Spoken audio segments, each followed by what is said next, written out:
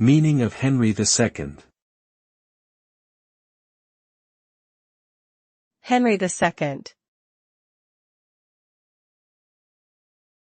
Henry II. Henry II.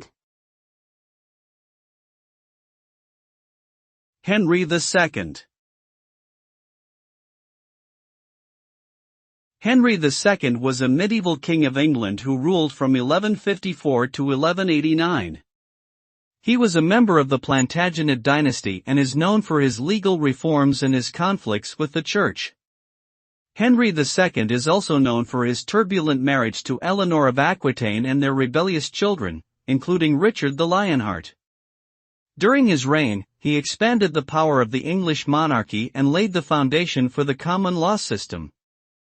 Henry II is remembered as one of England's most important monarchs and a major figure in European history.